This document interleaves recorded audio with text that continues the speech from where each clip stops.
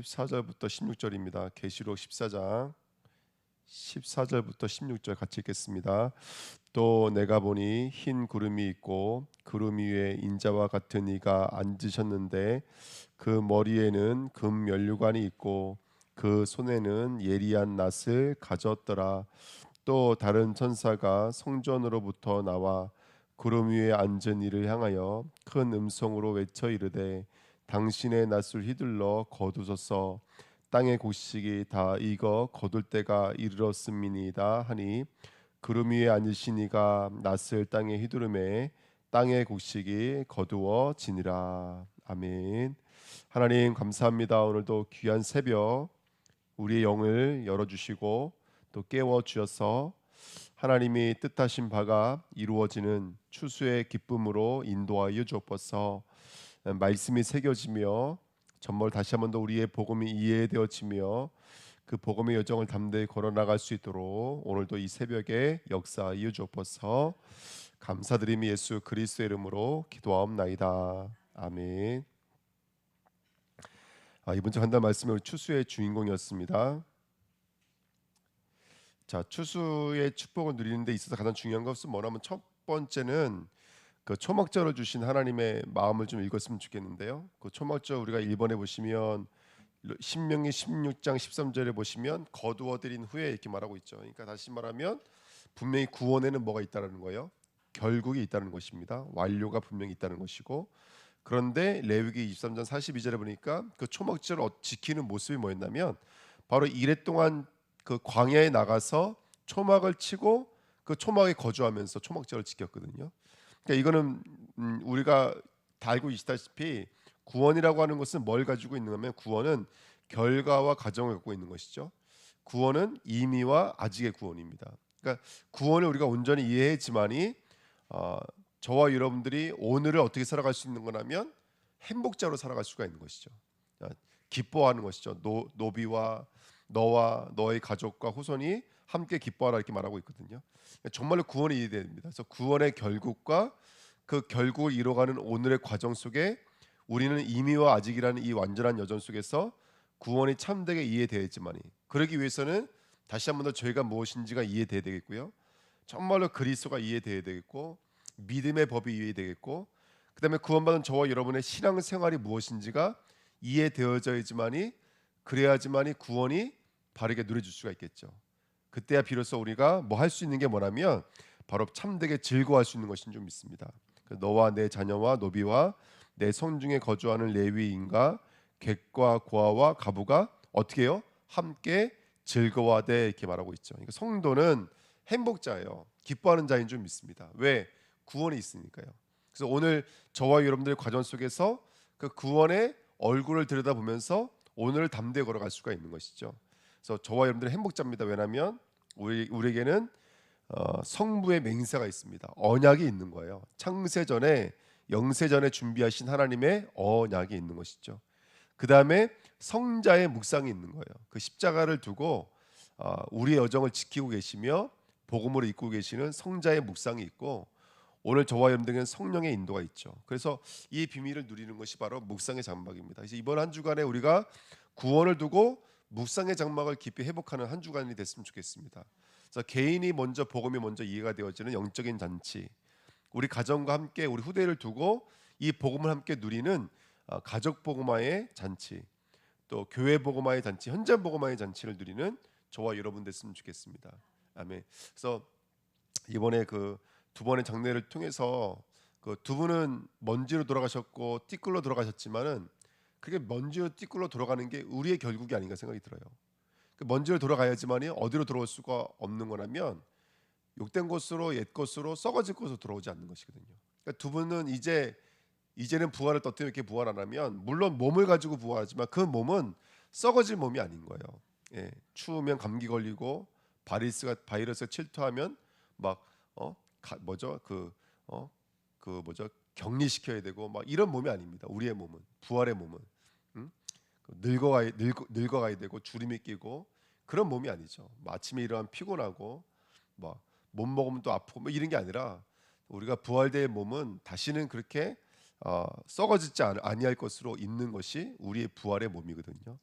그러니까 저와 여러분들이 오늘의 과정은 어떻게 보면은 우리의 것들을 내려놓는 거죠. 이 땅에서 썩어질 것들을 내려놓는 여정입니다. 그래서 결국 우리의 몸을 다 증발시켜 놓으면은 부활할 때는 다시는 그렇게 뭐 애 낳고 애 길러야 되고 이런 과정이 없는 영화로운 자리로 저와 여러분들은 부활되는 줄 믿습니다. 그러니까 이미와 그 다음에 아직이라고 하는 이 구원의 여정 속에서 저와 여러분들 조금만 복음을 이해하면 오늘이 기뻐지는 줄 믿습니다.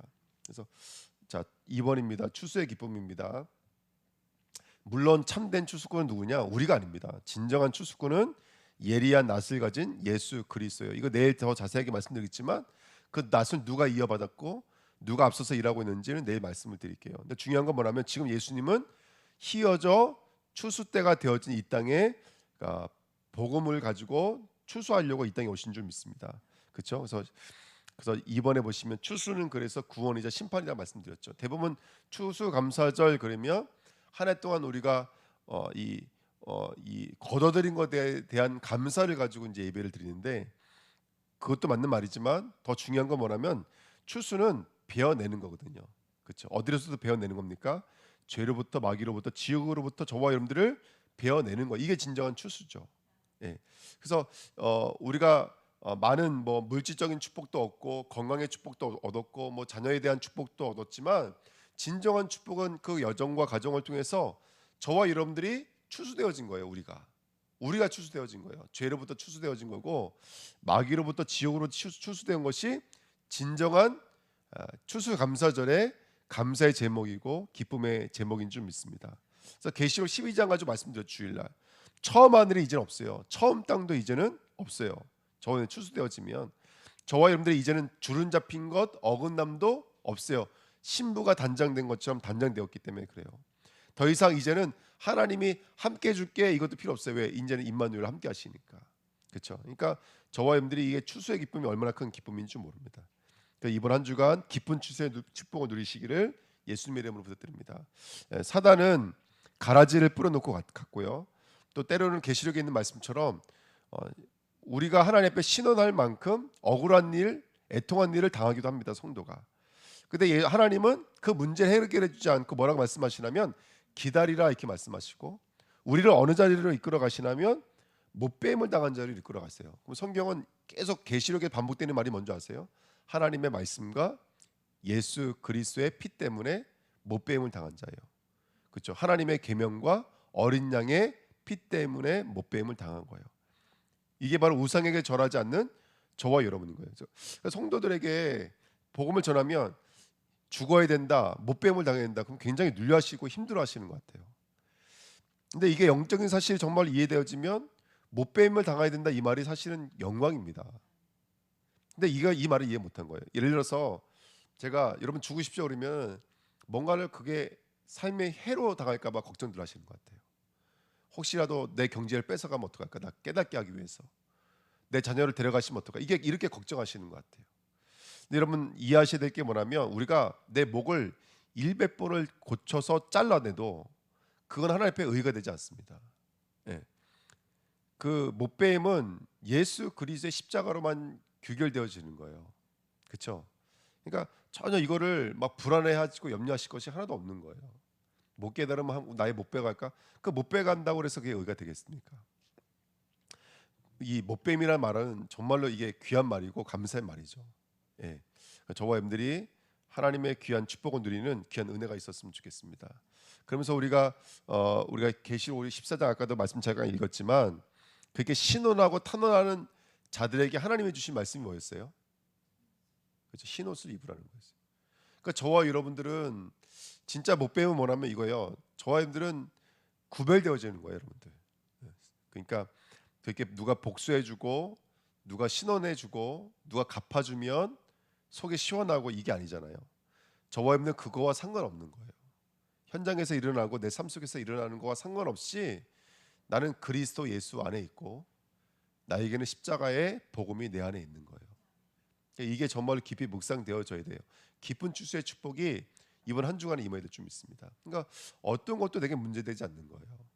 그래서 아까도 우리 강준수 목사님 말씀드리니까 여러분 행하려고 하지 말고 존재가 되면 돼요.